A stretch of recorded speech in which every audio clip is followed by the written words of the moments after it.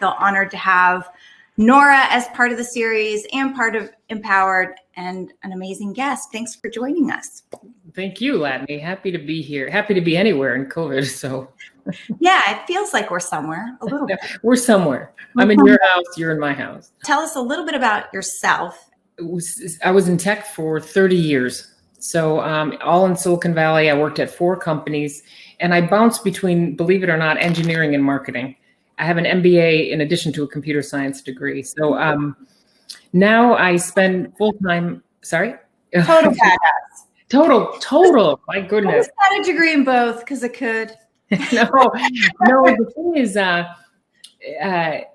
marketing turned into math like in 2000 and the early 2000s. So they were experimenting with putting people with math rather than the creative side in there, using the numbers to inform our creative. And now it's kind of evened out and it's changed. But that's why I think I was selected to go over to the other side and learn there. So now I'm a full-time board member. So I spend my time, I'm on 4 public boards and then a couple PE-backed boards. But I've been on advisory boards. I'm on nonprofit boards. So you name a board type, and I've probably been on it. And so I listen to thousands of board pitches every year. Oh my gosh. Think about that experience for us. That was just awesome. So I guess first, given that purview, like what is the role of the board? Why do we have a board? Why do they? Well, you don't need the boss. The boss needs a boss. Yeah. Second, usually the state business rules require every single company has to have some board to direct the activities, of the company. And it's really an oversight role. We don't run the company. It's to provide oversight. And if I think about the boards I'm on, usually there's 3 big buckets. One is strategy. We spend a lot of time on strategy. What is it we're doing? Just making sure, does the company have one? Is it the right leader? How do we measure it? Second big bucket is risk. What are the risks, the existential risks to the company? What could disrupt us? How much risk are we willing to take? Give you an example. A friend was on the Uber board. They took huge risks up front with regulations going into cities saying that we'll apologize later and we will deal with the lawsuits later, but we're not going to go slowly. We're going to take big risks up front where an established company might not have taken so many risks. And the last bucket is really on the CEO. The right person, how are they doing? Is it time to change? And so those are CEO and then the talent pipeline. Those are kind of 3 big buckets, but it's oversight. We don't run the company. We just make sure it's run in the proper fashion. Love it. I think that's good purview for all of us to have. And so maybe unpack a little bit of the differences between types of boards, right? Because I think there's a pretty big difference between a venture-backed company board, a PE board, a public company board. Yeah, there really is. And it also depends on what stage your product is in and what condition the market is in. So if I start from the smaller ones, well, probably the entry level for me was advisory boards. An advisory board, I would get paid. We'd meet maybe 4 times a year, but I didn't have fiduciary duty. We didn't have things governed by state law. It was really more what was written down by the company. Our whole job was advice, and we did very little governance, meaning all the things you need to do for ISO compliance or SEC regulations, et cetera. We really only focused on product and strategy. And I found that very helpful to my day job when I was a working exec. So we'll park that over there. That's advisory boards. Second one in general that would be bigger would be a VC-backed board. Typically, the VCs are all over the board. And actually, we use the advisory board as a feeder group to, should we put some of these people on the I shouldn't say the real board, but on the board. So I've been usually the first non-VC on VC-backed boards, and that's a very interesting experience. What we're trying to get there is product market fit. That's a big, as you know that, I don't need to teach you that. So the market. No, this is what we want to talk about.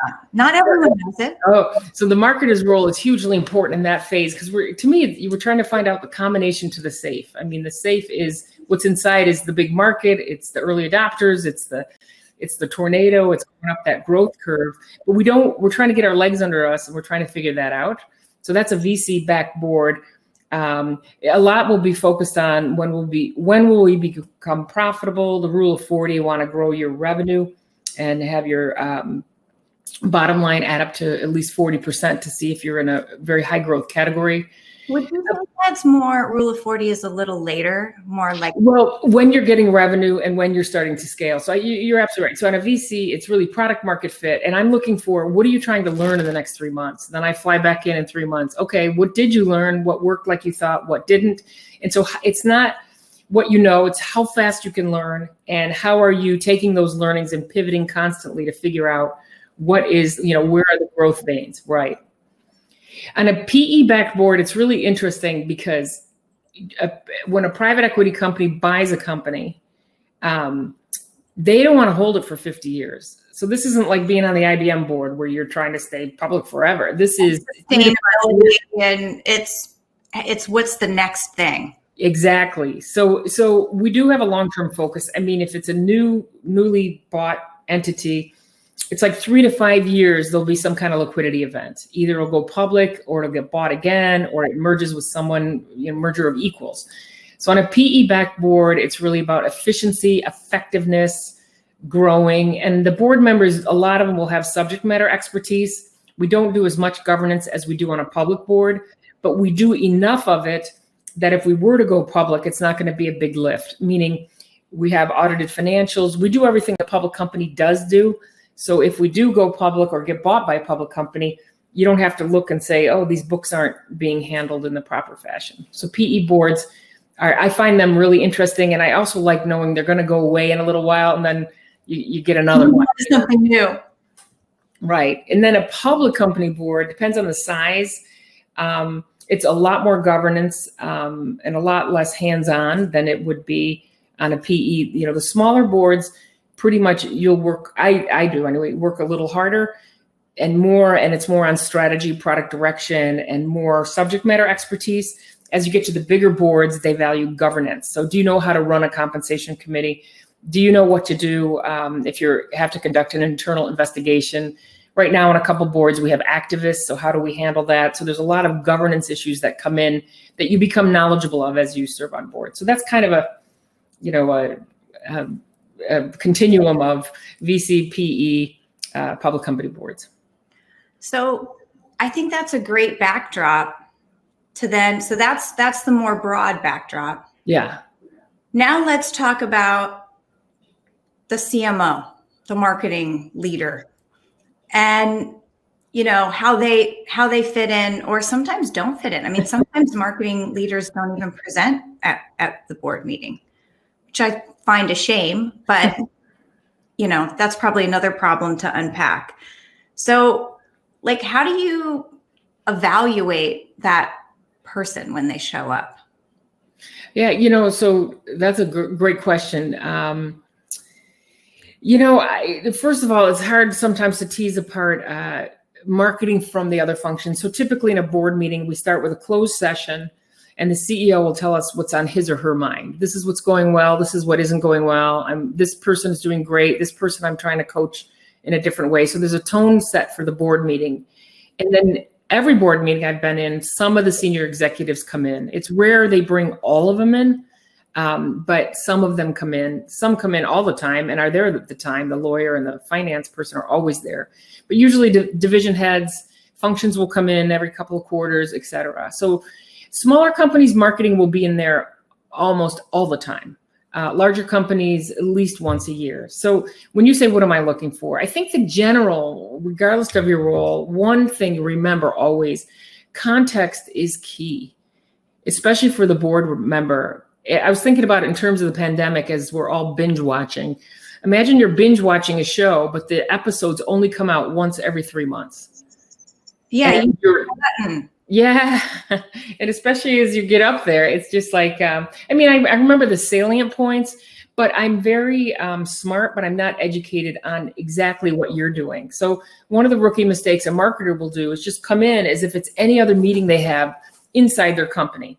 So there's jargons, there's a way they put things. Like I know what a CAC is, but you might calculate it differently.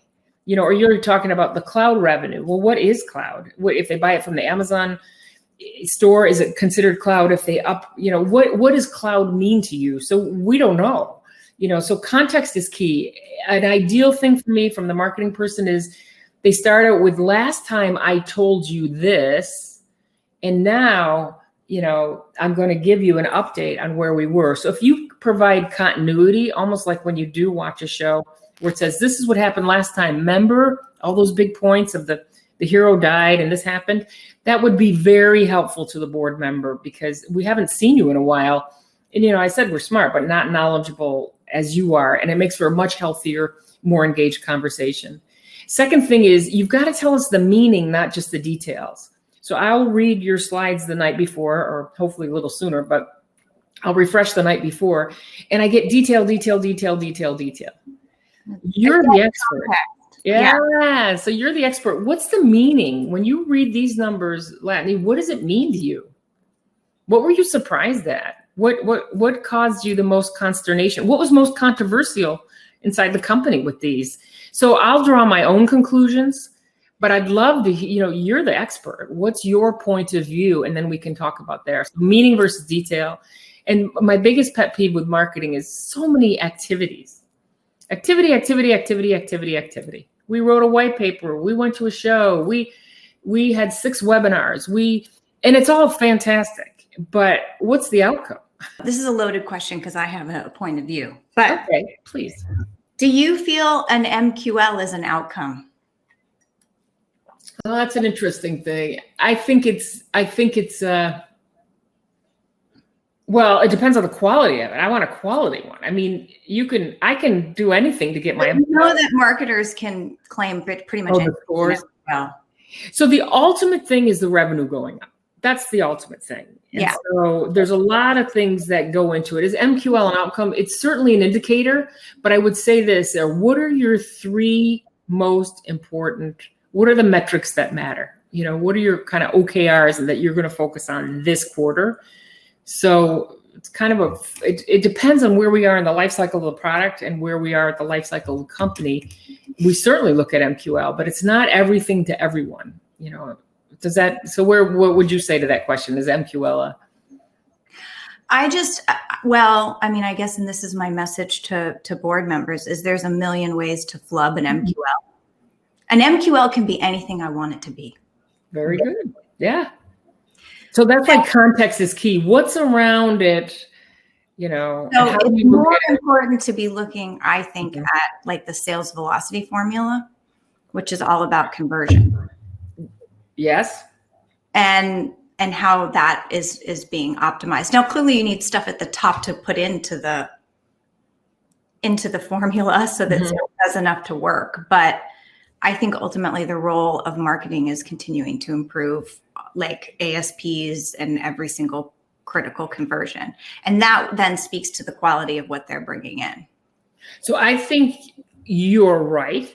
And I also think your board members have a varying degree. You got an old timer like me that was, born before maps could talk. So I have preconceived, I came from the 4 Ps and all that, and Trout's positioning and all that. I had some later work as well. But I think what you're hitting on too is, what is your model and your point of view? So I'd love for you to come out and say, look, I exist and this function exists to do this. This is how I measure those things. And if I had 100 points, I spend 80% of my time doing this, 10% of my time or 15 doing that, and 5% doing this. And to give you an example of that is, if you come out guns a-blazing, I'm a chief market officer and I'm going to, carpet bomb, Southeast Asia so I can get brand awareness, and we're this little itty bitty spider trying to figure out how to navigate the market. I'm kind of worried. Like, are you spending all of your time on that and not figuring out what we have? So I think, Latané, the bigger thing is, how are you spending your time and money, and what are the metrics that are important, and why do you exist? And then MQL is put in there. Appropriate. Yes. Because that might be stage appropriate if we've agreed we've exhausted our TAM in the US. Right. Exactly. So into this. And so 3 meetings before you were saying, look, when this metric hits this, then I'm going to Asia. But until then, we like to see consistency and a theory of the case, and we like to see the case unfold. And even if it doesn't unfold the way you think it will, you say, this is what I thought. This was my hypothesis. And I went in thinking I was right. But when I was in there, I realized I was off. So I recalibrated. And that's perfectly fine. So I think we're going back to that context point.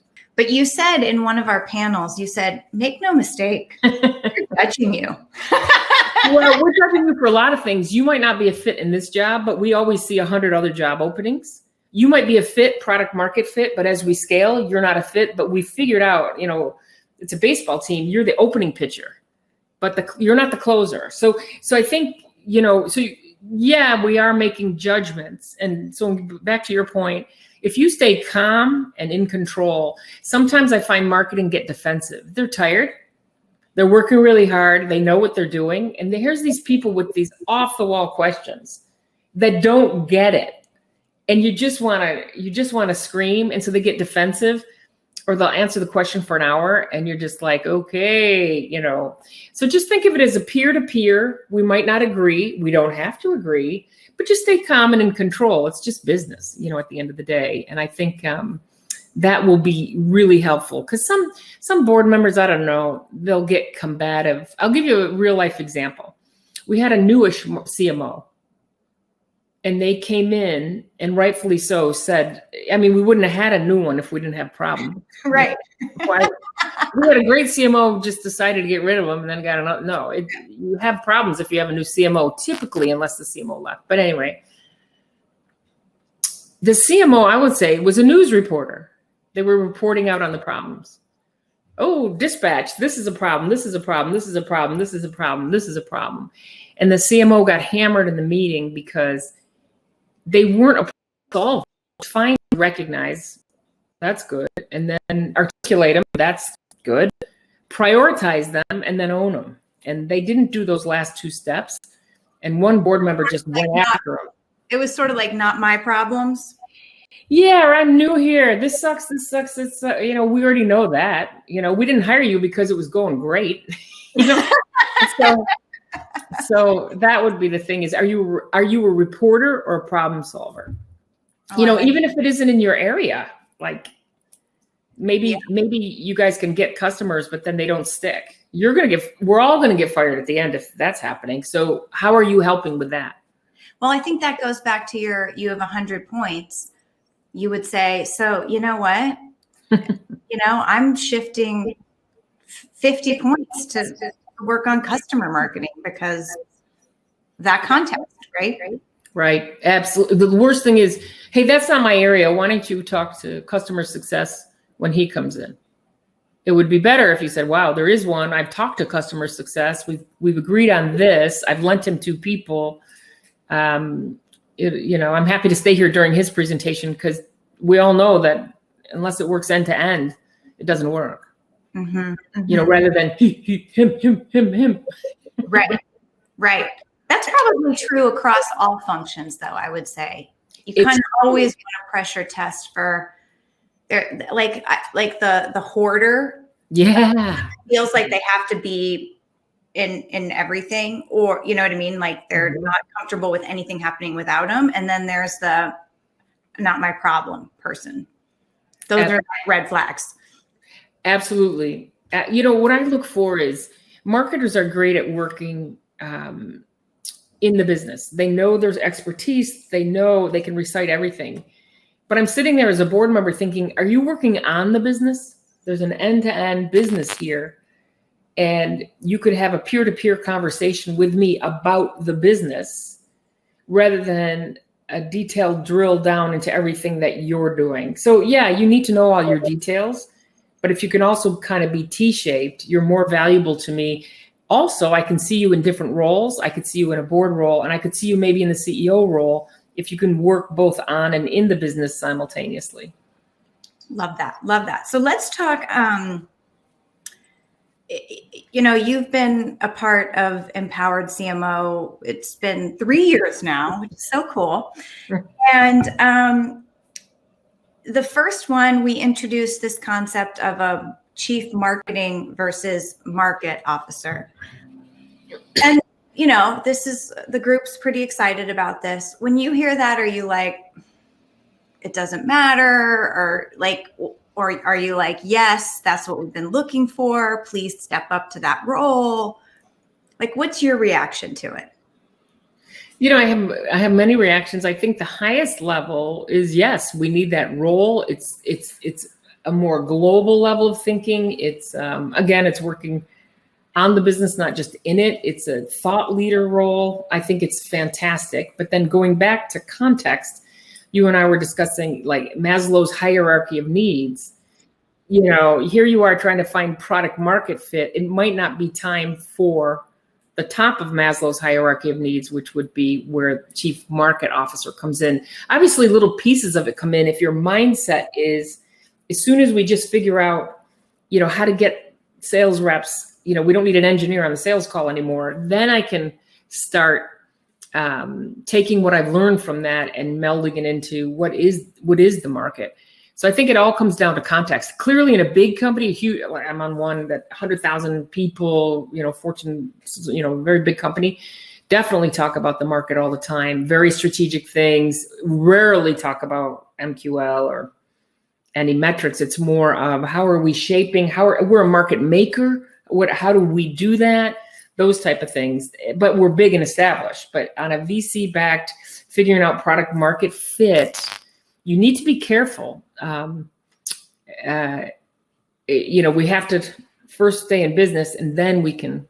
So does that make sense to you, or do you have a different point of view? That'd be interesting to hear from you. I think it goes back to context. I think you're still a chief market officer, but to me, product market fit is a straight up chief market officer, something unique, right? And so being able to say, we interviewed maybe all the customers, right? And this is the feedback we found. And so we're working with product to reshape this or reshape the message to, be more in line with the needs that we really see out there. Or, these are the tangential categories that we can kind of draft off of, right? So I think being able to articulate how you plan to achieve and iterate to get product market fit would be a chief market officer. Yeah, I was thinking more, I think you're right. So your keyword was, we interviewed all the customers. I was thinking pre-early adopters, your chief hypothesis maker. This is what I think, Yeah. And I think you're right. So now we have right. You can't pattern match without a couple points. So I think we're saying somewhat the same things, but I would also caution, and this might be mine, it's a shift. And so you have board members that didn't live through the shift from chief marketing to chief market. And so if we're struggling with a patient, that's bleeding and not breathing and has broken bones, the company in trouble, to introduce that concept that's new would sound risky to a board member who's used to sales qualified leads, a funnel, et cetera. So there's a say-do ratio, meaning you need to do the right things. But perhaps for your board, especially if we got something where we've got to make sure the patient's breathing and then work on the bleeding, and then we work on broken bones, I think that you might not want to introduce that up front until we've got, some of the vital signs are working. Because then it's like, whoa, we got a marker way out here. They're farther out than their supply chain. And so we have to, all hands on deck until we get this patient walking and out of ICU, and then we can. So I don't know if that. No, so one of my favorite quotes is Margaret Thatcher. And she said, being in charge is like being a lady. If you have to tell people you are, you aren't. And so I kind of feel like the chief market officer to me is that. Like if you have to go around and say, this I am, look at what I am. Nice. Then you're not. So I don't even know if you need to change your title. I don't even know if you need to tell the board. To me, it's more, what is my mindset around the market and making sure that I'm shaping the market for this company to be successful. at all these different stages. But I wouldn't rock around telling people I'm this, I'm this, I'm that. I mean, that's very helpful. Bad idea. I think you're right. And then, you know what, the other day you had that, when we were in Empowered, and you had the Snowflake CMO who did a fabulous job. After the IPO, she was telling her story, and I could feel chief market from her. I felt it. Yes. She did it after she did it and came out of that tunnel. Now she's telling the story. And that's, I think, like Margaret Thatcher, you look back and you might be able to say it then, is I always acted like a lady the whole way through. That was my mindset. That's what I was doing. But you don't tell them through it. You know, you do what's right at that time. So that's very good. That's excellent. Yeah, I agree with you. A value, less and a guiding principle, less of like jazz hands. You know. Yeah. No, I think that's very good. That's a very good observation. But I love the new moniker. I think that this emphasis on customer and customer experience. Who else is really looking out for that end to end without a, axe to grind with it? I think the chief market officer is huge. And I think we're going to see more and more of them step into the CEO positions and more of them on the board. Well, my thing is, if you don't understand your ICP, you're effed. Right? We can make a bumper sticker of that. And so that's partly customer, like you have to understand the customer experience and patterns there so you can go find more like that. And then we got to make sure there's enough like that, that we have a business, right? So it's like, looking after those things, because I can run a lot of webinars, but if I'm not attracting good customers that we can make money off of, right? I'm not a host. And that's what the activity. You're not going to stay in your job just by doing activities unless other things happen. Yeah. Yeah. Okay. So I want to transition into talking nonsense. Good. Yes. Let's do this. I majored in that. That's my minor, I mean. Yeah. Computer science, marketing, and nonsense. That's right. So what's the industry trend or buzzword that you're just like, ugh, gross? So over? So over. I hate to say any, because then we probably have people that have companies, but so over. Well, CES was just held. And so I think it's like 10 buzzwords hanging around. And then people were concatenating buzzwords. So they were putting them together. And I was like, my mind was starting to blow of like, I call that a word salad. Oh my God. It's just, it is. I don't know. I don't know. I think Internet of Things maybe is just, that's, I guess I get it. I mean, everything is going to talk and walk, everything. I'm going to have a smart home. Actually, to be fair, I want a dumb home. I want a slow home. I can't even work our light switches. I don't know. I try to turn it off and then the curtains close. I was frustrated. Don't get me wrong. My husband is he's really into the tech. Oh boy. The whole thing is I want to dim the lights. Good luck with that. Good luck with that. I mean, I paid so much money to have dimmers on all the lights, but he's got them all wired. So you walk into a room and it's like, nah! And I'm like, I just want to have a nice cocktail, some low lighting.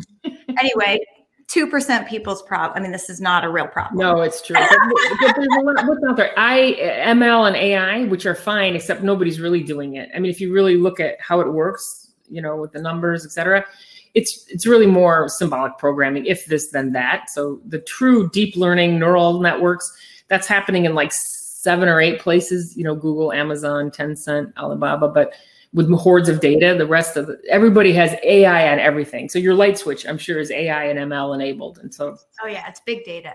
Yes, exactly. So I don't know, maybe this would be trendy. What's the new thing coming up? What's the new pandemic? Is a big one. Is it? We like to talk about AI orchestration. Yeah, well, that's it. We do need that, but yeah. I'm on a container orchestration company board. Yeah, orchestration is a big one. Yeah, orchestration is going to be the new AI, I think. Okay, that's very helpful. Yeah, I think you're right.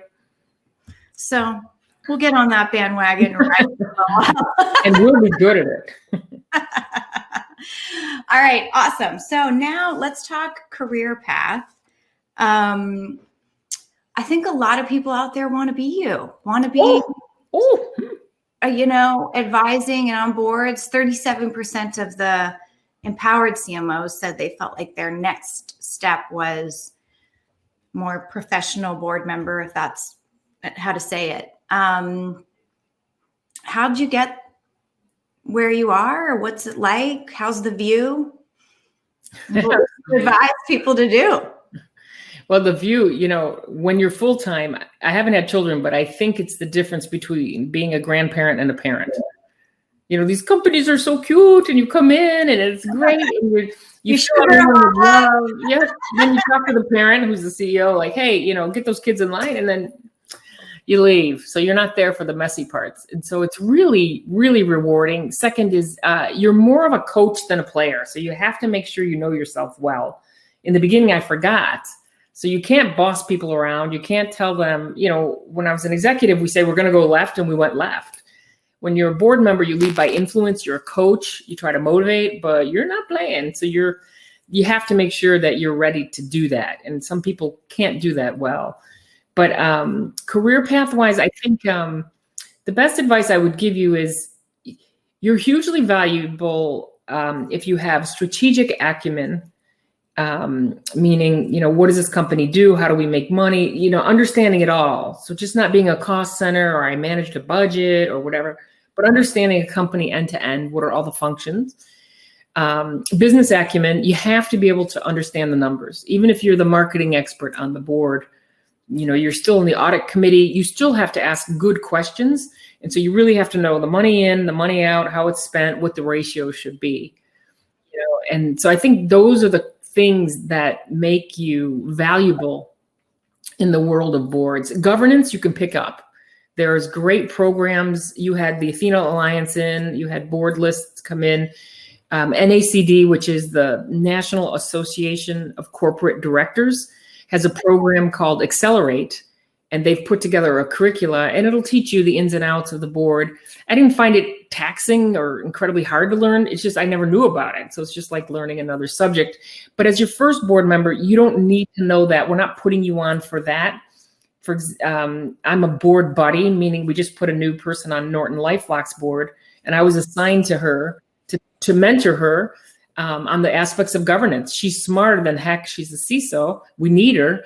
But she's just asked questions of like, why did that committee meet? Why do we do this? And so you'll get a board mentor. So don't worry about the governance as much as strategic acumen and business acumen. Love it. Love it. Do you think marketers are a good fit should be sought after for boards? The short answer is absolutely, especially as we go much more, not product, but like B2B is really B2C because people buy products, not, you say, I sold to IBM. Well, there's people inside of IBM that we needed to understand better than they understood themselves in order to sell. So I think that understanding the market and understanding human behavior and thinking that way is instrumental to the success and the survival of these companies. So I think marketers will be much more in demand on all levels, and especially on the VC and PE backed when you're scaling and optimizing, as well as trying to find product market fit. Those are, we do need a product, but a product without distribution and sales is not worth it. So I think they'll be in much more demand. The funny part with marketers is they usually don't tell their story in a board friendly way. I don't know. It's like maybe you can answer that of why, if I ask a marketer, why should you be on a board? They go, and I'm thinking you position the best products in the world, but you can't position yourself. So what's that about, Lat? I don't know. What would you say? Well, I think, what would I say is, I tell people, look, this is what I bring to a board. So let me step back. When I was actively hoping to be on a board, I had to understand my board value proposition. So similar to what you do, you come into this new company, you're like, okay, what is it we're selling and why, and to whom and why? What is the value proposition? If there isn't one, I need to make it, but what do you think it is? So mine was at that time, global software growth executive. So those were kind of what I was. So if you were transitioning to actually storage software, to be fair, it was a niche product. And so if you were transitioning to a digital enterprise, or if you had a global operation and you wanted to grow your software revenue, that's where I fit. If you had some other things, I didn't fit there, like how to optimize the supply chain. I'd never really worked with the supply chain. So one is, what is your board value proposition? And then be able to articulate, what do you bring to a board? So today, along with governance, I talked to them about innovation at scale, because I come from engineering. So how do we innovate, but how do we do it at scale? Because usually after the first product, we forget that we have to do all the same things we did for the first product for the second product. Somehow we think we'll have the second product, we'll just put it through the machine of the first product, but you still have to do all those things that you did to get the first product going. So innovation is like a backlog of maintaining the first product. Yeah. So it gets trickier when you have an install base. So how do you do that? So then you get into horizon planning, horizon 1, 2, 3. You have models of capital allocation. And so you want to make sure you don't trade among the horizons, but you trade within a horizon. So that's what I can bring, is innovation at scale. So you need to say, and then I also tell them, this is what I don't bring.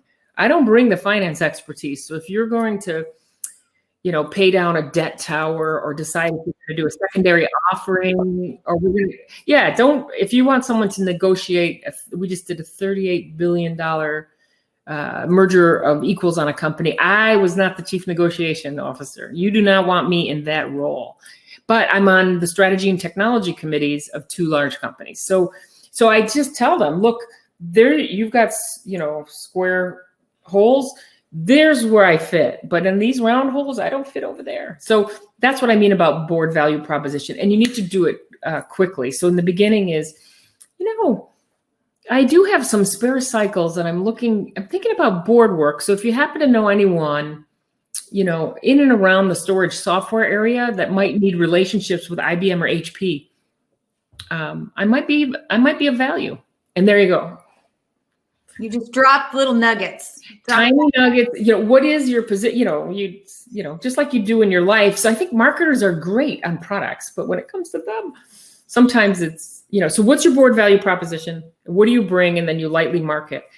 You changed your LinkedIn summary. I looked at the LinkedIn summary, and I looked at board directors I admired, and I read their profile on the web of the board that they were on, because boards have to tell people why we put Latané on our board. We have to tell them, we put her on because of this, and this is what she brings. So I realized that recruiters look at you and are trying to figure that, they're trying to write that in their head. Right. Why? So you might as well write it for them. Interesting. Yeah. That's a great tip. You're welcome. There, that was free. Yeah. So that's what I think. That's why I said that thing of the marketer. It's just funny to me, because marketers are so good at marketing. You figure they'd be awesome when the product is themselves, but they turned into humble and really wasn't me. Or where do you think I could contribute? I'm thinking, oh wow, this is gonna be really hard. Tell me. We usually have a specific spec we're looking for. Right. A growth hacker. We're looking for a digital marketing expert that has scaled from 50 to 200 million, Mm-hmm. And so if you've just told me that sentence, I'll remember you when we're recruiting. Gotcha. Love it. Okay. So, let's bring it home.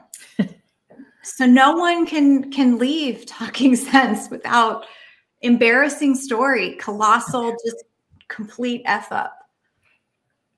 Work or a non-work? It can be anything. Anything? It can be anything.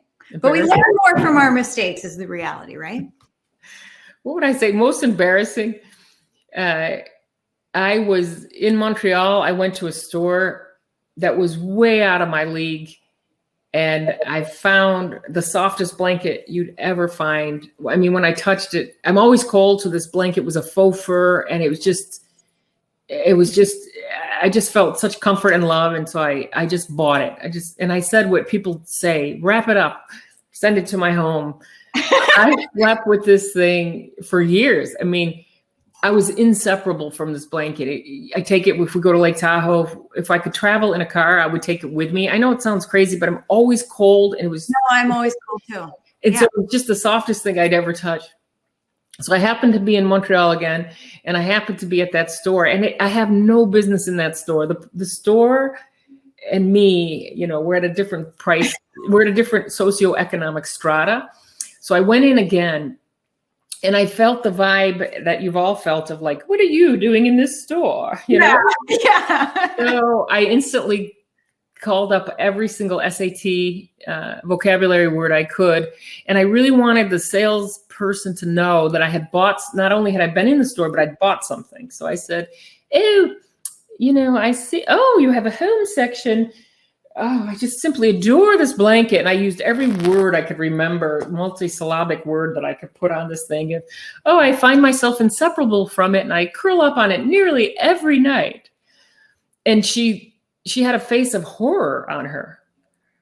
And I'm thinking, she thinks I'm lying. So I'm just, you're going even on. Yeah, I'm just throwing it out there of like, the blanket and me were this close, And then she finally said, you do know it's for dogs, don't you? And I felt like I just wanted to go through the floor. And she when I looked up, she was gone. And I know she's in the back room saying there was a psycho in the store, and I'm back here until she leaves. So that was quite embarrassing. I mean, and then my sister said, how did you not know? And the blanket is a little smaller than I'm used to, but I just thought rich people order. I didn't know. Like, I thought, for such an expensive blanket, you think there would be like 6 feet of it. Love it. Well, Nora, you are fabulous as always. Witty, funny, tell it like it is, and just so appreciate you having as part of Empowered. Your candle looks lovely. Thank you. This is what we got. Yeah, I still have some left. I don't know if the rest of the. Oh, look at you with the mug. The mug. I got my mug. Candle looks great. You're just crushing this pandemic. You're just. I'm trying. All right, great. I'll see you next time. Goodbye. Come again. Nora.